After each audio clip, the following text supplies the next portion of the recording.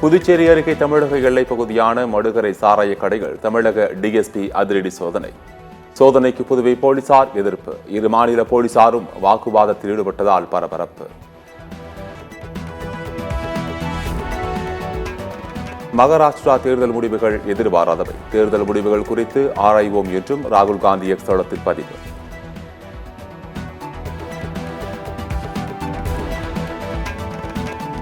அதானி விவகாரத்தில் சிபிஐ விசாரணைக்கு உத்தரவிட வேண்டும். நாடாளுமன்ற உறுப்பினர் கார்த்தி சிதம்பரம் வலியுறுத்தல்.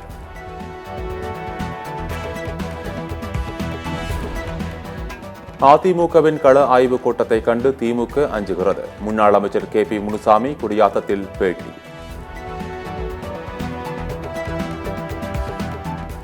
சேலம் அருகே அரசு பள்ளி ஆசிரியர் சஸ்பெண்ட் செய்யப்பட்ட சம்பவம். சஸ்பெண்ட் உத்தரவை திரும்பப் பெற கோரி மாணவர்கள் சாலை மறியல்.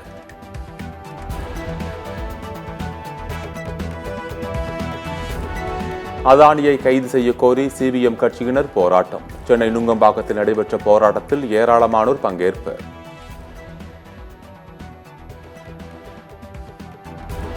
கோவையில் பழங்கால கார் கண்காட்சியை துவக்கி வைத்த மாவட்ட ஆட்சியர். பழைய model Benz, Chevrolet, Ford, Padmini, Ambassador, Volkswagen உள்ளிட்டவை வலம் வந்தன.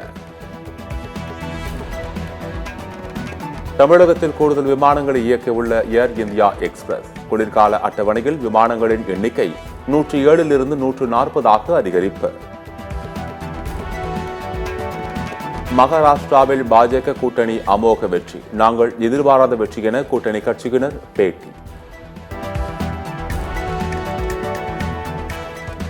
ஜார்க்கண்டில் ஜேஎம்எம் காங்கிரஸ் கூட்டணி அபார வெற்றி. பாஜகவின் அடக்குமுறைகளை தாண்டி முதலமைச்சர் ஹேமந்த் சோரன் சாதித்துள்ளதாக பல்வேறு தரப்பினர் பாராட்டு.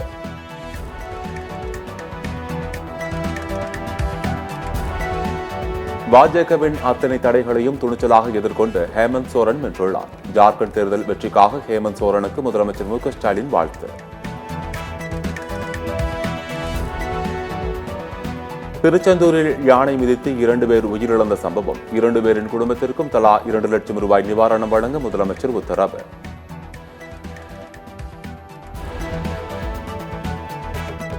தஞ்சை தமிழ் பல்கலைக்கழகத்தில் முறைகேடு நடைபெற்றதற்கான ஆதாரம் இதுவரை இல்லை. தமிழ் வளர்ச்சித்துறை அமைச்சர் மு பே சாமிநாதன் பேட்டி. திருச்செந்தூர் கோவிலில் வனத்துறை அனுமதியின்றி பயன்படுத்தப்படுவதாக அமைச்சர் பொன்முடி கூறிய விவகாரம். வனத்துறை அமைச்சர் கூறியதை குறையாக எடுத்துக் கொள்ளக்கூடாது, அவர் சுட்டிக்காட்டியுள்ளார் என அமைச்சர் சேகர்பாபு விளக்கம். வனத்துறை அனுமதி பெறாமல் இருக்கக்கூடிய யானைகளுக்கு அனுமதி பெறப்படும் எனவும் பேட்டி. விழுப்புரத்தில் முதல்வர் பங்கேற்கும் மணிமண்டபம் திறப்பு விழாவிற்கு ராமதாஸ், அன்புமணி ராமதாசுக்கு அழைப்பு. வனத்துறை அமைச்சர் பொன்முடி தகவல்.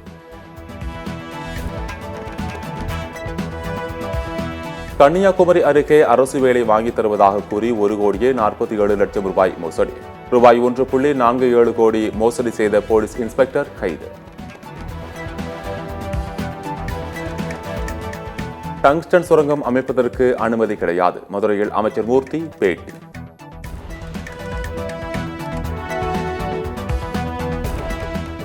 மகாராஷ்டிரா தேர்தலில் பாஜக வெற்றி நல்ல அறிகுறி கிடையாது. தேர்தலில் தில்லுமுள்ளு நடந்திருக்குமோ என்ற கருத்தும் மேலோங்கி உள்ளதாக திருமாவளவன் பேட்டி.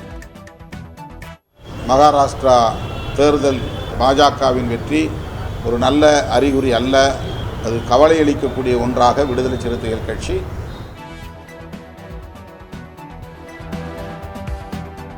பார்டர் கவாஸ்கர் கோப்பை முதல் டெஸ்ட் போட்டியில் வலுவான நிலையில் இந்தியா. 2வது நாள் ஆட்ட நேர முடிவில் 2வது இன்னிங்ஸில் விக்கெட் இழப்பின்றி 172 ரன்கள் சேர்ப்பு.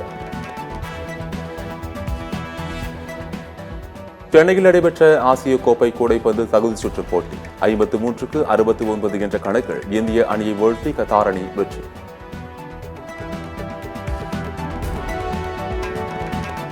எலான் மஸ்கின் சொத்து மதிப்பு கிடுகிடு உயர்வு. இதுவரை இல்லாத அளவில் $340 பில்லியன் உயர்ந்தது.